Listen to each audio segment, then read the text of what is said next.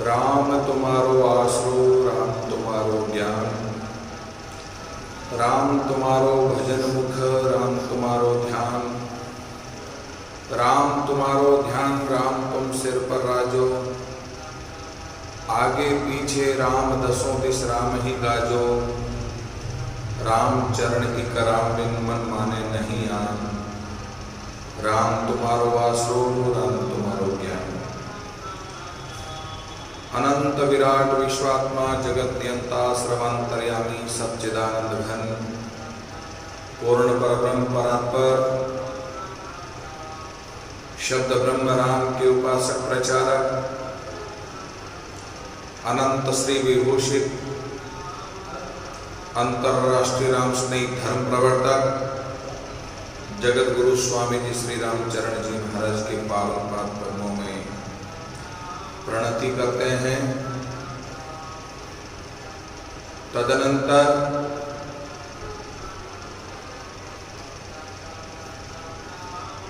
जिनके चरण रज से यह धरा तीर्थ स्वरूप हुई, ऐसे तीर्थ भूमि के अधिष्ठाता संस्थापक परमहंस वीतराग परिव्राजकाचार्य विरक्त त्यागी तपस्वी भजनिक उपाधि से अलंकृत स्वामी जी श्री भगवान दास जी महाराज की पावन पाद पद्मों में वंदन।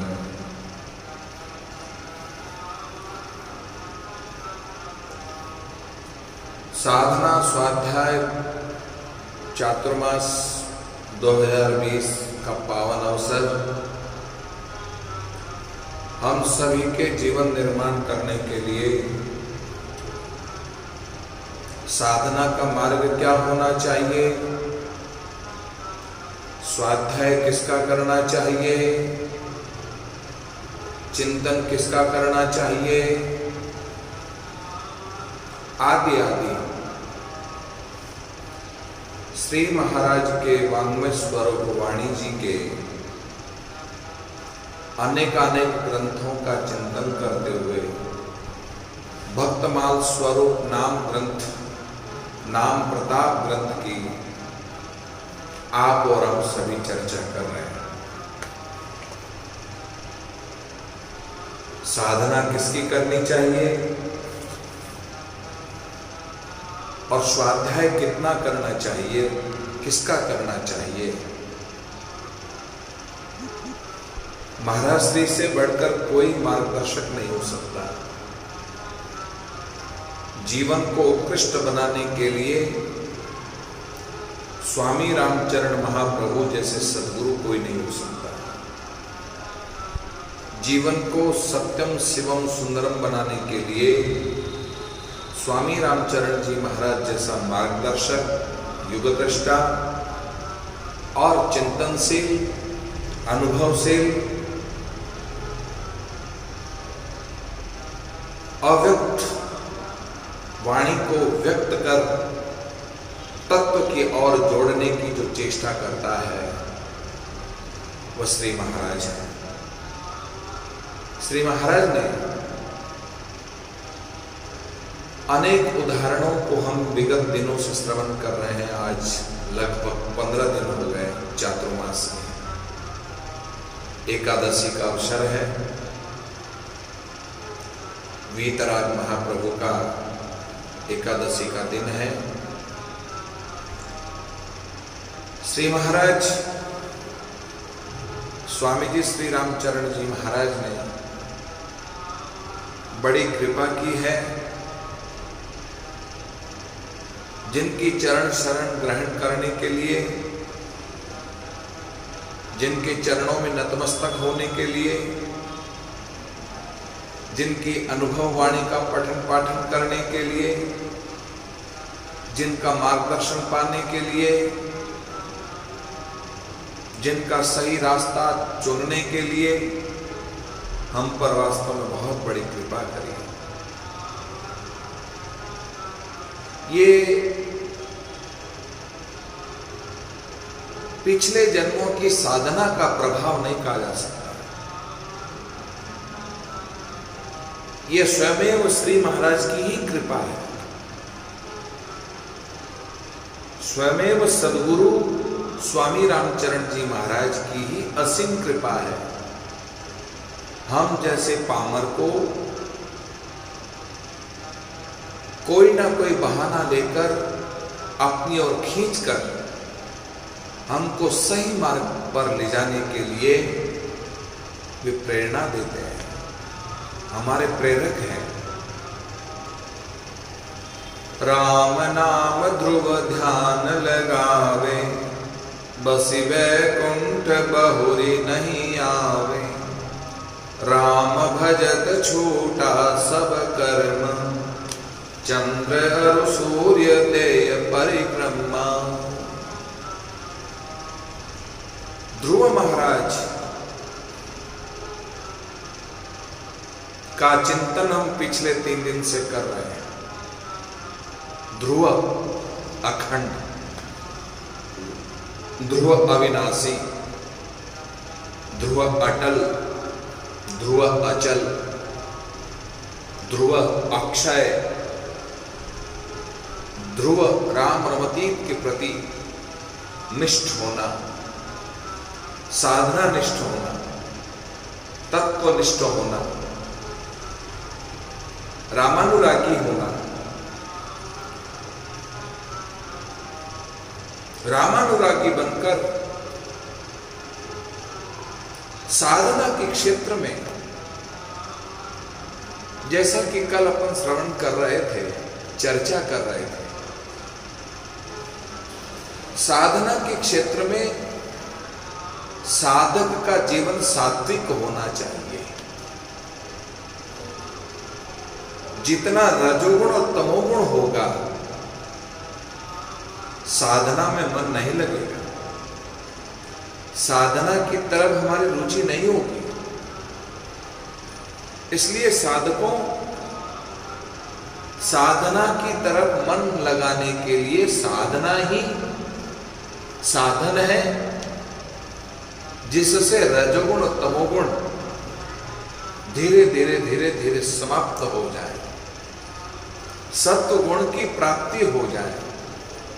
सत्व गुण वो साधन है जिस सत्व गुण के जरिए व्यक्ति साधक बनकर के साधना करने की चेष्टा करता है, साधना में ही मन लगाता है, साधना में ही रत रहता है, स्वाध्याय में ही रचा पचा रहता है। प्रत्येक जीव का लक्ष्य है साधना और स्वाध्याय, इसके सिवा कोई लक्ष्य नहीं। जितना हम साधना करेंगे, जितना हम स्वाध्याय करेंगे, पर मार्गदर्शक का, मार्गदृष्टा का मार्गदर्शन पाकर के अभ्यास करने मात्र से रजोगुण और तमोगुण धीरे धीरे समाप्त हो सकता है। रजोगुण ऐश्वर्य सुख पाने की प्रबलता, तमोगुण आवेश में आना, क्रोध से चिड़चिड़ापन होना, आवेश में आकर के कुछ अनसंट बोल देना, कुछ निर्णय ले लेना, गलत सलत निर्णय ले लेना, ये तमोगुण के प्रभाव का सबसे बड़ा मुख्य कारण है। साधक को चाहिए साधना के क्षेत्र में पहुंचने के लिए रजोगुण तमोगुण को मारने का प्रयास करें। भगवान नंद नंदन यशोदानंदन कुंद मुकुंद व्रजन चंद्र से श्याम सुंदर भगवान श्री कृष्ण तृणाव्रत का व्रत वध करते हैं। सुबोधनी टीका में वल्लभाचार्य जी कहते हैं कि तृणाव्रत कौन है? रजोगुण तमोगुण है। क्योंकि मारवाड़ी में कहावत है भुतोड़िया, जब भुतोड़िया आता है, बवंडर आता है, एकदम काली पीली मिट्टी से पूरा आकाश ढक जाता, अंधेरा हो जाता है, रजमय हो जाता है, रेत इतनी आ जाती, इतनी आ जाती है। अपन तो रेगिस्तान में रहने वाले लोग हैं, हम सबको तो ये अनुभव है। इन गर्मी के दिनों में अंधड़ चलता है, तूफान चलता है भयंकर, रेत के टीले इस पार से उस पार हो जाते हैं। ये सब किस कारण से होते हैं? आंधी के दिन होते हैं, गर्मी के दिन होते हैं। तो रजोगुण तमोगुण ये तृणाव्रत के रूप में जैसे ही आया, भगवान श्री कृष्ण ने कृष्ण तत्व जागृत करके तृणाव्रत का वध कर दिया। यानी कि सुबोधनी टीका में कहा गया, वल्लभाचार्य जी कहते हैं, गुरु की सन्निधि में पहुंचने से पहले, गुरु की कृपा को अर्जित करने से पहले अपने घर से निकलो तो रजोगुण तमोगुण का नाश करके ही जाओ। तुम रजोगुणी भाव लेकर के गुरु के पास में जाओगे या तमोगुणी भाव लेकर के तुम सदगुरु के पास में जाओगे तो तुम्हें गुरु की कृपा का एहसास नहीं होगा, कदापि नहीं हो सकता। अब देखो, विचार करो, भगवान कृष्ण ने सबसे पहले किसका वध किया? पूतना का वध किया। पूतना कौन है? अविद्या। शक्तासुर का वध किया। शक्तासुर कौन है? लोभ। ये तीसरे नंबर में तृणाव्रत का वध किया भगवान श्री कृष्ण ने। ये कौन है? रजोगुण तमोगुण। उसके बाद गर्गाचार्य जी आकर के नामकरण संस्कार कर रहे हैं। यानी कि वल्लभाचार्य जी के मतानुसार गुरु की प्राप्ति, गुरु का नामकरण, गुरु द्वारा नाम महामंत्र हमें तब प्राप्त होगा जिसकी जीवन से अविद्या नाश हो गई हो, लोभ प्रवृत्ति समाप्त हो गया हो और रजोगुण तमोगुण का नाश हो गया हो, समाप्त सा हो गया हो। ये हमें सदगुरु की कृपा से नहीं होगा, ये स्वयं के प्रयास से होगा, स्वयं के अभ्यास से होगा। और जब स्वयं के अभ्यास से तुम इस तरह का अभ्यास करोगे, साधना के क्षेत्र में जाने के लिए कुछ बनना पड़ता है। सब कुछ को पाने के लिए बहुत कुछ का त्याग करना पड़ता है सज्जनों, बहुत कुछ का त्याग करना पड़ता है। आपने कई बार सुना होगा मेरे प्रवचन से, कुछ कुछ कुछ, बहुत कुछ और सब कुछ। कुछ तो हम परमात्मा के द्वारा लेकर के आए हैं। जन्मते ही हमें मां का दूध मिल गया क्षुधा निवारण के लिए। ये कुछ व्यवस्था हम परमात्मा के यहां से जीव बन करके आए और कुछ व्यवस्था परमात्मा ने करी है। कुछ व्यवस्था हमारे पालन पोषण के लिए माता पिता ने परिश्रम करके किया है।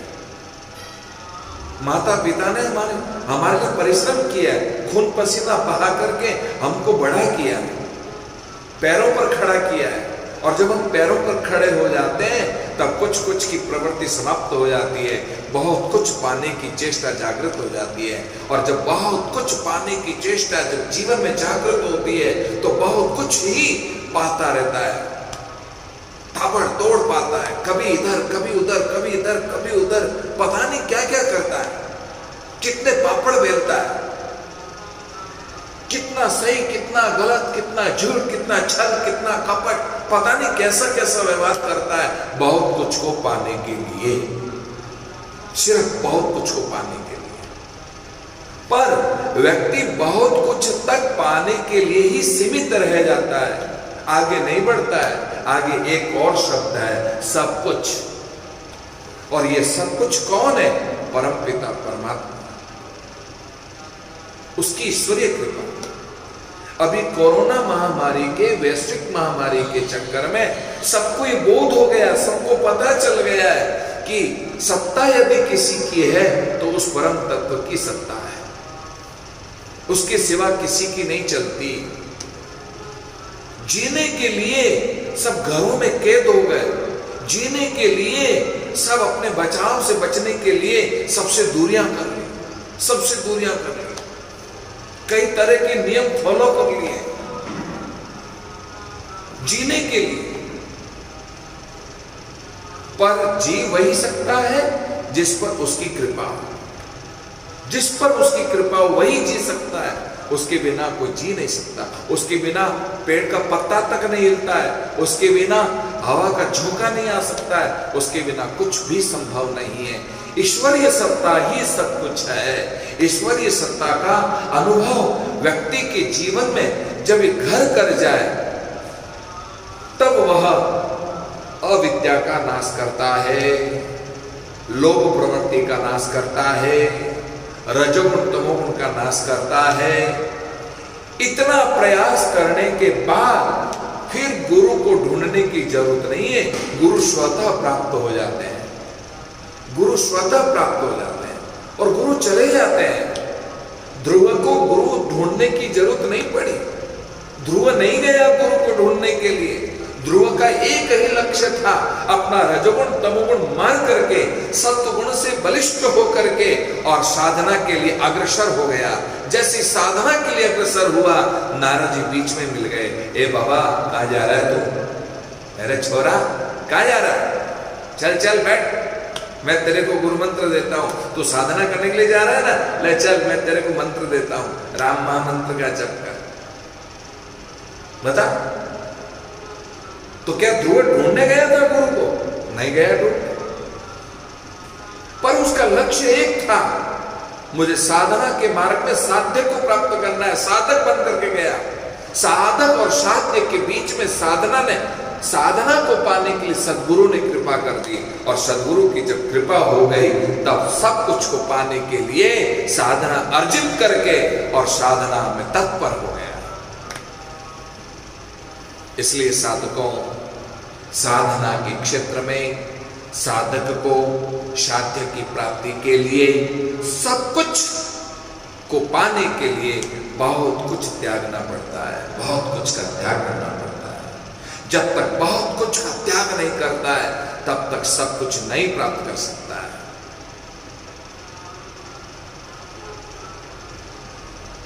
साधकों, मैंने कल आहार व्यवहार विहार आचार विचार की बात करी थी। व्यक्ति का आहार शुद्ध होना चाहिए, सात्विक होना चाहिए, अल्प होना चाहिए, विहार अल्प होना चाहिए, व्यवहार मधुर होना चाहिए, सुंदर होना चाहिए। भागवत में तृतीय स्कंद में एक जगह कहा है, वाचा मधुरयाच, यानी कि मीठी वाणी होनी चाहिए, मधुर संभाषण होना चाहिए। आचार और विचार की शुद्धता, सात्विकता, कहां है हमारे जीवन में सात्विकता? हम मन चाहे नहीं हाथ लगा लेते हैं।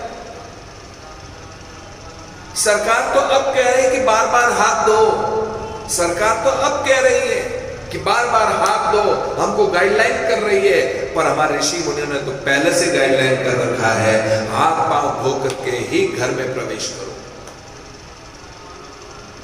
हाथ पांव धो करके ही भोजन करने बैठो, हाथ पांव धो करके ही मंदिर में जाकर के बैठो, हाथ पांव धो करके ही मंदिर में प्रविष्ट हो, हाथ पांव धो करके ही मूर्तियों को छूने का प्रयास करो, हाथ मुंह धो करके, हाथ पांव धो करके माला लेकर के बैठे रहो, ये मालाएं रखी है।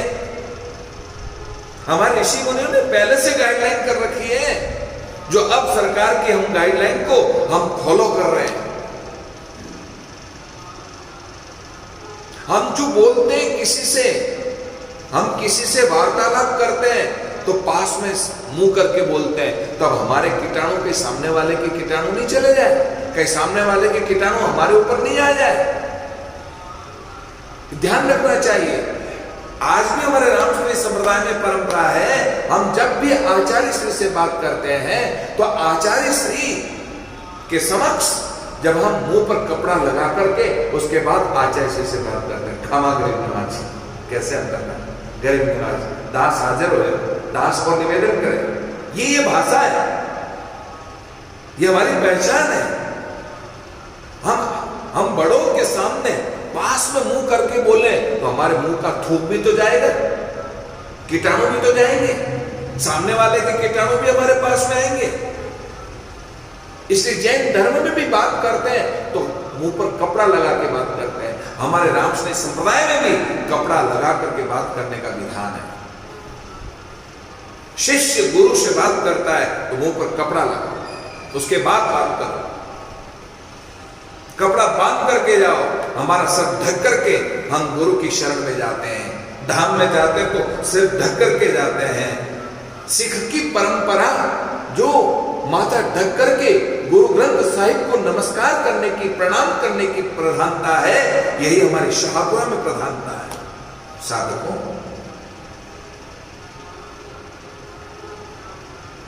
वाचा मधुरया च, आचार विचार में बहुत बहुत बहुत सात्विकता होनी चाहिए। बार बार हाथ पांव धो, मुंह धो, शुद्ध हो, इधर उधर के कहीं हाथ नहीं लग जाए। स्वच्छता जरूरी है। स्वच्छ भारत अभियान के तहत स्वच्छ हो, हमारा जल स्वच्छ हो। इसलिए जल छानने की प्रक्रिया रामकृष्ण संप्रदाय में, जिससे आत्मा अपनी किसी पार की जान, एक वो दर्द विचार की करिए नहीं हाण। ये जल छानने की प्रक्रिया है, क्योंकि जीव है हमारे यहाँ। जीव दया का बहुत बड़ा महत्व बताया है। केवल जैन धर्म में ही जीव दया का महत्व नहीं है, हमारे सनातन धर्म में और उसमें भी रामकृष्ण संप्रदाय में जीव दया का बहुत बड़ा महत्व बताया है। जिसे आत्मा आपने किसी बात की जान, एक वो दर्द विचार की करिए नहीं, करिए नहीं। साधकों,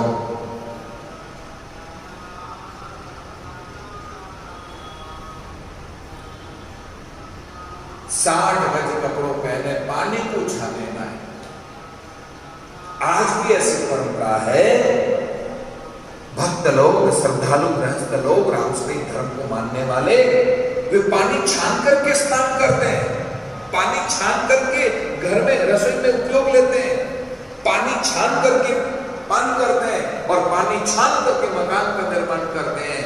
साधकों, पानी छानने की प्रक्रिया रामकृष्ण संप्रदाय में बड़ी अजीब हो गई। ऐसी विशेषता किसी भी संप्रदाय में, किसी सन्यासी धर्म परंपरा में नहीं मिल सकती है। जो आचार संहिता रामकृष्ण संप्रदाय शाहपुरा पीठ में है, जो आचार्य श्री के और संतों के बीच में जो भाषा का व्यवहार है, जो हमारे रामकृष्ण संप्रदाय शाहपुरा पीठ में, ऐसी विशेषता आपको कहीं नहीं मिलेगी। खैर, मैं कोई ये बात बताना नहीं चाह रहा, कि मैं इतना जरूर कहना चाह रहा हूं कि साधना के क्षेत्र में शुद्धता जरूरी है। साधना के क्षेत्र में स्वच्छता जरूरी है। साधना के क्षेत्र में सात्विकता जरूरी है। साधना के क्षेत्र में आपको पवित्र होने की आवश्यकता है। इसलिए आहार, व्यवहार, विहार, आचार और विचार की शुद्धता हो, सात्विकता हो, मधुरता हो, तभी आप साधना के क्षेत्र में आगे बढ़ पाएंगे। सदगुरु की कृपा होगी। नारद जैसे सदगुरु की कृपा जब ध्रुव को हो गई और उसने साधना में अपने मन को लगाया और साधना में रत हो गया, ये गुरु की कृपा नहीं तो क्या है। मानता हूं कि बहुत जन्मों की साधना है, बहुत करोड़ों जन्मों की साधना ध्रुव के साथ में है, पर गुरु कृपा उसमें ज्यादा सहायक है। उसी गुरु कृपा के बलबूते पर साधक ध्रुव पहले फल का त्याग करता है, फिर पत्तों का त्याग करता है, फिर जल का त्याग करता है, फिर वायु का त्याग करता है। इन सब का त्याग करने के बाद एक पांव के अंगूठे के सारे खड़े होकर के ध्रुव ध्यान लगा रहा है। ध्यान लगा, एकाकार हो गया, ध्यानस्थ हो जाए। जो साधक ध्यानस्थ हो जाता है, ध्रुव से सीखो ध्यान करना। ध्याता, ध्येय और ध्यान की त्रिपुटी एक हो जाने का नाम समाधि अवस्था है। शून्य अवस्था का नाम समाधि अवस्था। डॉक्टर जिस तरह से किसी अंग को चीरा फाड़ा करने के लिए उस अंग को शून्य कर देता है, और उसके बाद हम आसानी से आंखों से देख रहे हैं कि मेरे अंग को चीरा फाड़ा कर रहा है, फिर भी हमको दर्द नहीं होता है क्योंकि वह अंग शून्य हो गया है। तो ऐसी ही समाधि अवस्था है। जिससे देह शून्य अवस्था में पहुंच जाए, उसका नाम समाधि है। राजा परीक्षित के माथे पर कलयुग सवार हो गया। समीक ऋषि के आश्रम में पहुंचकर समीक ऋषि से अपेक्षा कर रहा है, भूख प्यास से मैं पीड़ित हूं, हे समीक और ऋषि मेरा स्वागत करो, मैं राजा हूं, आतिथ्य सत्कार करो। पर उनको नहीं सुनाई दे रहा था समीक ऋषि को। क्यों? क्योंकि वो समाधिस्थ थे, शून्य अवस्था में थे। जो व्यक्ति शून्य अवस्था में पहुंच गया हो, समाधि अवस्था में पहुंच गया हो, ध्याता ध्येय और ध्यान की त्रिपुटी जहां एक हो गई हो, वहां बाह्य कुछ भी बोध नहीं रहता है। यहां तक अंग का चीरा फाड़ा भी कर दे, काट भी दे, तब भी मालूम नहीं पड़ता है समाधि की तो अवस्था वह है। कुछ एक संप्रदायों में बहुत सारे नाटक होने लग गए, उछलना कूदना नी करना, सब समाधि लग गई, समाधि लग गई, समाधि लग गई। अरे ऐसे कोई समाधि लगती है? समाधि में कोई चिल्लाता है क्या, चीखता है क्या? समाधि शांत एक जगह स्थिर हो जाता है, मुर्दा हो जाता है, मुर्दा हो जाता है, मुर्दा मर गया, उसका नाम समाधि अवस्था है।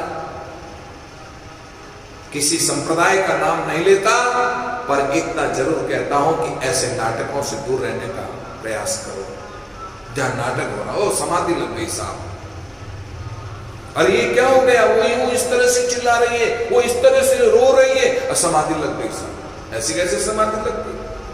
इसका नाम समाधि है क्या?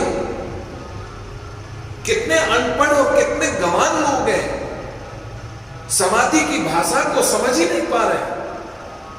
समाधि की भाषा किसी योगवेत्ता को पढ़ो, आप पतंजलि को पढ़ो, जिन्होंने अष्टांग योग का वर्णन किया है। उस अष्टांग योग के अनुसार समाधि की अवस्था में पहुंचने का अभ्यास करो, तब कोई संत युक्ति जाने, कोई संत युक्ति जाने।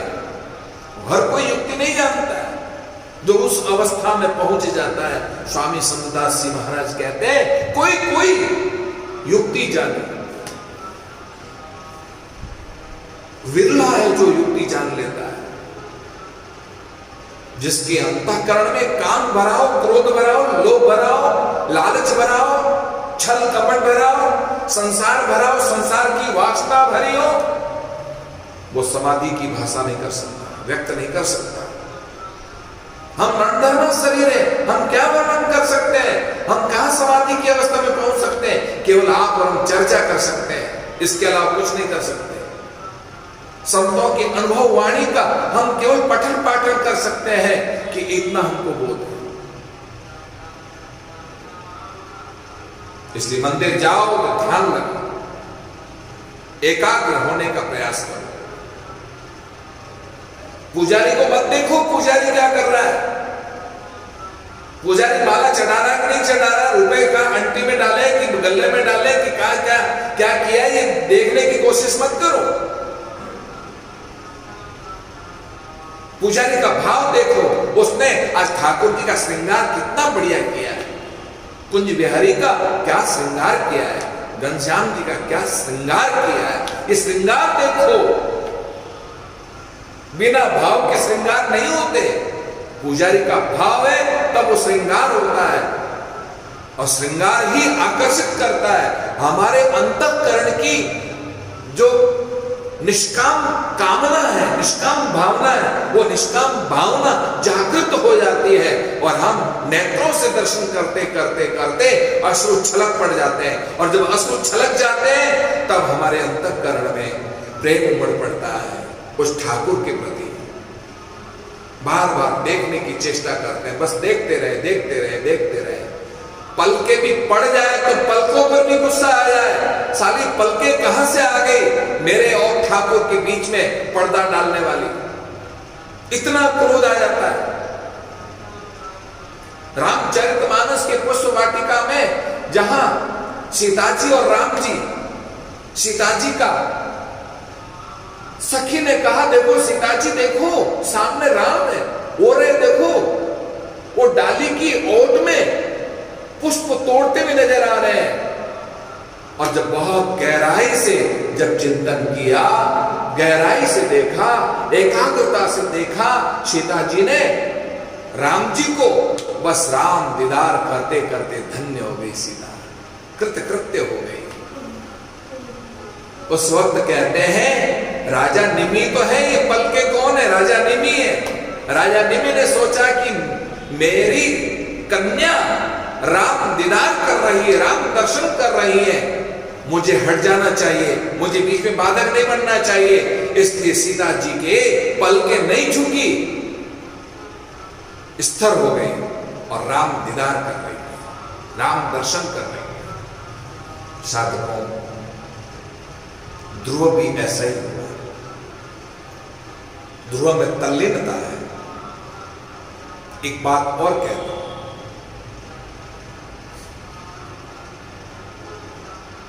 तद विचारावस्था, पहली बात। दूसरी बात तदाकार अवस्था। तीसरी बात तल्लीन अवस्था। चौथी लास्ट बात तदेकता अवस्था। तद विचारावस्था, विचारों में लाओ जिसका तुम ध्यान करना चाहते हो। अरे शंकर जी, आपने घर को देखा है ना, जिस घर में रहते हो आपने घर को देखा है। तो आपने जब घर को देखा और मैंने जैसे आपके घर का नाम लिया तो आपके सामने आपका घर घूमने लग गया। मैंने आपके सामने अभी रामेश्वर का नाम लिया कि रामेश्वर आपका भाई है, तो रामेश्वर का चेहरा आपके सामने आ गया, संतोष का चेहरा आपके सामने आ गया।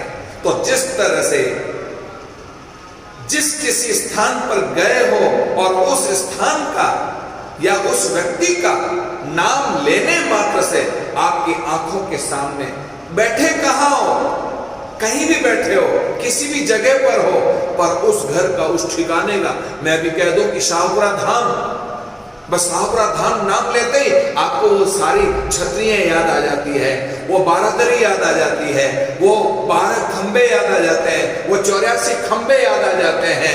कहीं रा लिखा हुआ है, कहीं मां लिखा हुआ है, कहीं तुम्बी का आकार है, कहीं हनुमान जी का आकार है, कहीं क्या है, ये प्राकृतिक, आपको ये सब कुछ आपके दिमाग में, मेमोरी में फिट हो जाता है और सामने आ जाता है, सीरियल के रूप में आ जाता है।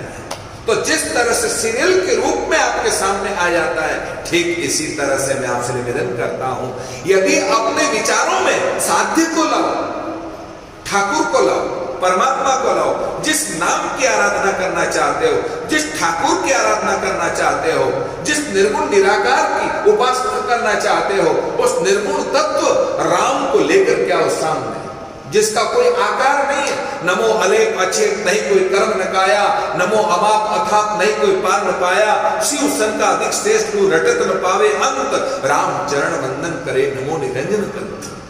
कितनी बढ़िया बात कही श्री महाराज ने अपनी स्तुति में। उस निरंजन निराकार का ध्यान लगाओ, जिसका न रूप है, न आकार है, न वर्ण है, न कोई चेहरा है, न कुछ है। अभ्यास करो और उसका अभ्यास सामने आएगा। यदि आपका अभ्यास है, उसमें आप रत हैं, तो जरूर आपका वह सामने आएगा। यदि सगुण साकार में किसी ठाकुर की पूजा कर रहे हैं, तो ठाकुर का चेहरा बिल्कुल सामने आएगा, उनकी पोशाक सामने आएगी, उनका श्रृंगार सामने आएगा। तो तद विचारावस्था, विचारों में लाने का प्रयास करो, विचारों की कक्षा में प्रवेश करो। जो साधक विचारों की कक्षा में प्रवेश करता है ठाकुर को लेकर के, या नाम को लेकर के, या राम नाम को लेकर के, जो विचारों में लाने की कोशिश करता है, वही आगे आकार का चिंतन करता है। पहली कक्षा पास हो गई तो अब दूसरी कक्षा में जाओ, तदाकार अवस्था। तदाकार अवस्था में जब पहुंच जाते हो, उनके आकार का चिंतन करते हो।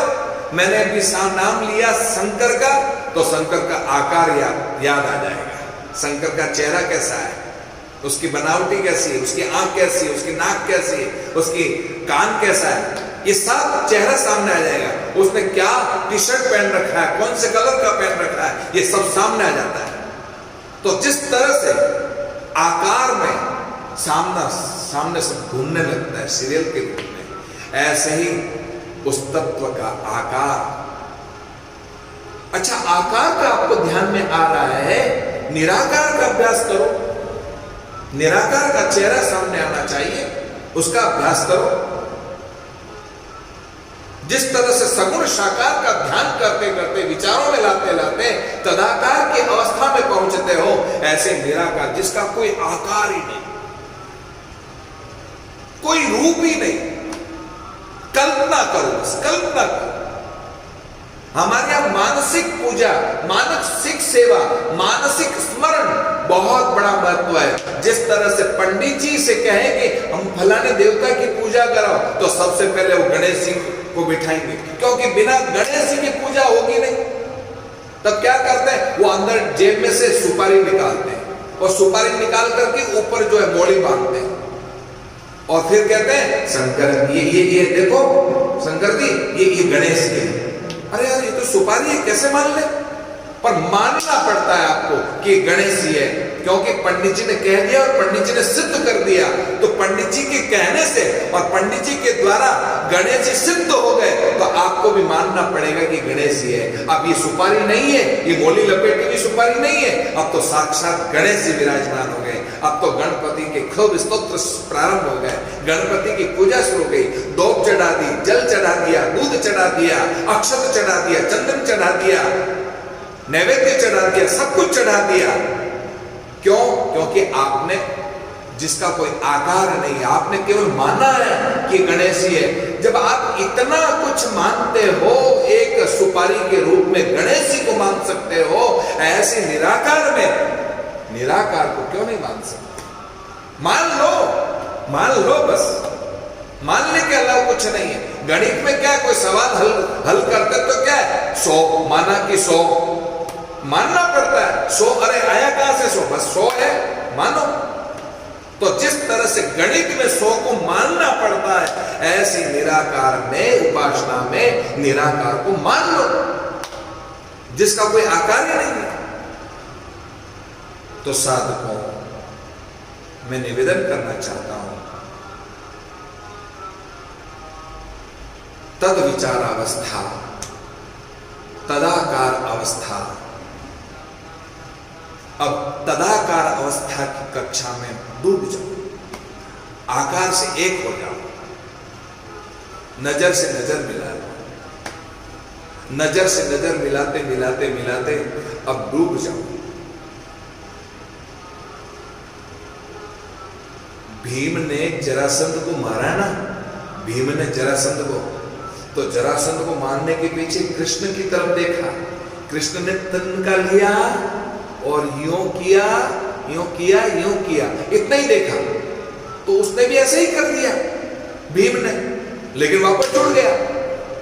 वापस जुड़ गया तो फिर तिनके की तरह फिर उसको चीरा, दोनों टांगड़ी पकड़ करके खींच के इधर उधर फेंक दिया, फिर जुड़ गया, 50 बार जुड़ गया। तब भगवान कृष्ण ने रात्रि को भीम से कहा, भीम तूने चीरते हुए तो देखा, उसके बाद में तूने ध्यान लगा के नहीं देखा, कल देखना, ध्यान लगा के देखना। भगवान श्री कृष्ण को तिनका हाथ में लेते हुए देखा, चीरते हुए देखा, इधर का भाग उधर और उधर का भाग इधर। ये जब स्थिति जब भीम ने देखी, तब जरासंध को चीरा और चीर कर इधर का भाग उधर और उधर का भाग इधर, तब नहीं जुड़ा। इतनी एकाग्रता तदाकार अवस्था में लाने की आवश्यकता है, वरना घूमती हुई मछली, ऊपर घूम रही है मछली और नीचे तेल के कढ़ाई में जिसकी परछाइयां पड़ रही है, और उसमें भी मछली की आंख में भी काली मां। अर्जुन का इतना ध्यान एकाग्र हो जाए, तब कहीं जाकर के वो बाण लगाता है ऊपर, देखता नीचे और बाण ऊपर लगाता है और सीधा उसकी आंख में जाकर के लगता है। क्यों? क्योंकि उसकी एकाग्रता थी। उस एकाग्रता के परिणाम स्वरूप ये हुआ कि उसने द्रौपदी को प्राप्त कर लिया। साधकों, तद विचारावस्था के बाद में तदाकार अवस्था में इतनी तल्लीनता लाने की जरूरत है साधना के क्षेत्र में, तब कहीं जाकर आपको उसमें उपलब्धि प्राप्त होगी, आपको अनुभव प्राप्त होगा। ऐसे अनुभव प्राप्त नहीं होगा। तल्लीन अवस्था के बाद में अंतिम अवस्था है तदेकता अवस्था। तदेकता, जैसा वो है वैसा ही मैं हूं, जैसा मैं हूं वैसा हुआ है, कोई अंतर नहीं है। अच्छा, थोड़ी देर के लिए मान लो आप में और में क्या अंतर है? तुम्हारे भी आंखें वही है, तुम्हारे कान भी वही लगे हुए, तुम्हारी नाक भी वही लगी हुई है, तुम्हारा मुख भी वही है, इंच से नाप लो भले, बराबर ही है सब। फिर भी देखो पहचानने की सामर्थ्यता देखो कितनी जबरदस्त है कि हम पहचान लेते हैं कि भक्ति राम जी है, कि नित्यानंद जी है, कि शंकर जी है, कि पुखराज है, कि ये घेवर है, कि हरिराम है, कौन है, ये हम सब पहचान लेते हैं। कितनी जबरदस्त पहचानने की सामर्थ्यता है। तो ऐसे ही ठाकुर को पहचानने की सामर्थ्यता तदेकता अवस्था की तल्लीनता में डूबने की आवश्यकता है। तदेकता अवस्था, जब तदेकता अवस्था में जब डूब गए ध्रुव महाराज, तब बड़ा चमत्कार घटा। और क्या घटा? देवताओं का हवा पानी सब बंद हो गया। देवताओं ने निवेदन किया भगवान से, भगवान ने कहा अरे देवताओं, ये तो मेरा बालक भक्त ध्रुव है, जिसके दर्शन तुम भी करो, और जब तुम भी दर्शन करोगे तो आनंदित हो जाओगे, तुम्हारा देवत्व सार्थक हो जाएगा। भगवान खुद चतुर्भुज नारायण बनकर के और सामने खड़े हो गए और ध्रुव का दर्शन कर रहे हैं। क्या ध्रुव का स्वरूप है, क्या उसके चेहरे पर तेज है, क्या उसके चेहरे पर प्रसन्नता झलक रही है। अभी तक उसका संबंध लगा हुआ है। जिस तरह से टेलीफोन डायल नंबर किए लगाए, सामने वाले से बात चल रही है, तुमने तो बात करके फोन रख दिया, पर अभी तक उसका मीटर चल रहा है, क्योंकि अभी तक आपने रखा है पर सामने वाले ने नहीं रखा है जिसने लगाया। ऐसे ही ध्रुव ने फोन लगाया तो रखा नहीं है, ध्रुव ने नहीं रखा, भगवान ने रख दिया, तो क्या हो गया? अभी तक उसका तार जुड़ा हुआ है भगवान के साथ में, और भगवान सामने खड़े हो गए और बहुत देर से ध्रुव की आकृति को देख रहे हैं, ध्रुव की निष्ठा को देख रहे हैं, ध्रुव की साधना को प्रणाम कर रहे हैं, ध्रुव की जो है साधकत्व को देख करके अभिभूत हो रहे हैं, हर्षित हो रहे हैं। यहां तक नेत्र जल भगवान के बरसने लग गए, बरसने लग गए। जब नेत्र जल बरसने लग गए तो डूब गए, डूब गए, खो गए, खो गए, खो गए। तब भगवान ने सोचा रे अब तो मुझे ध्रुव की साधना तोड़नी पड़ेगी, इसलिए कनेक्शन कट किया। और जैसी कनेक्शन कट किया तो ध्रुव का मन चंचल हुआ, इंद्रियां चंचल हो गई, और जैसी इंद्रियां चंचल हो गई तो महाराज उसी वक्त आंखें खुली और सामने देखा शंख चक्र गदा पद्मधारी परमात्मा का दर्शन कर लेता है। बोलिए भक्त और भगवान की। कितना एकाकार स्वरूप हुआ, ध्रुव धन्य हो गया अब ठाकुर के दीदार करके। पहले तो ठाकुर जी ने ध्रुव के दर्शन किए, दर्शन करके एकाकार हो गए, अश्रु जल छलक पड़े, और छलकते छलकते महाराज अभिभूत हो गए। और अब ध्रुव की स्थिति हो गई ठाकुर का दर्शन करते करते। जब ठाकुर के दर्शन करते करते इतने एकाकार हो गए, इतने डूब गए, इतने खो गए, तो बस रत हो गए, इतने रत हो गए कि बस अब कुछ ध्रुव में बोलने की इच्छा हुई, पर बोले क्या बोले? भगवान अंतर्यामी है ना, इसलिए भगवान तुरंत समझ करके जो है अपना शंख लिया और ध्रुव की कपोल को स्पर्श किया, और जैसे कपोल को स्पर्श किया, यो अंतः प्रवेश ममवाच मीमां प्रशुक्तां संजीवय दखल शक्तिधर स्वधाम्नाः अन्याश्च हस्त चरण स्नत्वगादे प्राणान् नमो भगवते पुरुषाय तुभ्यम। प्रभु आपके चरण, आपके स्पर्श से ये त्वचा, ये चरण, ये हस्त, ये श्रवण, ये सब कुछ चेतन हो गए। और वैसे तो आपकी चिद शक्ति से ही सारा संसार चेतन स्वरूप है। इसलिए हे चेतन स्वरूप परमात्मा, आपको मैं प्रणाम करता हूं, नमस्कार करता हूं। माता से ज्ञान लयो ध्रुव बालक होए निराश गयो वन माहि। नारद नाम सुनाई दियो गुरु शीस धरिया अब ध्यान कराही। ताहि विघ्न भय सुर राय के खंभ अड्डिग डिग्यो कहूं नाही। रामचरण ऐसे प्रभु बोहर जा सके नाई निर्भय घर जाई। ध्रुव भगवान के दर्शन करके, भगवान की स्तुति करके मग्न हो जाते हैं। अस्तु मग्न हो रहे हैं, भगवान का और भक्त का मिलाप हो रहा है, तो होने दो ना, इतनी जल्दी क्यों भगवान को अंतर ध्यान करें, हैं? आगे का प्रसंग हम आपको कल सुनाएंगे। बहुत सुंदर बात है। साधना स्वाध्याय चातुर्मास 2020 का ये पावन अवसर आप और हम भक्तमाल स्वरूप नाम प्रताप ग्रंथ जो श्री महाराज का वांग्मय स्वरूप का अंश है, उसको आप और हम सब निमित्त बना करके चर्चा कर रहे हैं, श्रवण कर रहे हैं और अपने जीवन को कृतार्थ कर रहे हैं। आज अंडाराम स्कूल वाले मुन्नालाल जी परिहार की तरफ से रसोई है। मैं उस पूरे परिवार का हृदय से बहुत साधुवाद व्यक्त करता हूँ और उनके निमित्त शंकर जी आरती करेंगे और मैं आरती कर अपने को और सबको जो आनंदित करेंगे। राम राम राम राम राम राम राम राम राम राम राम राम।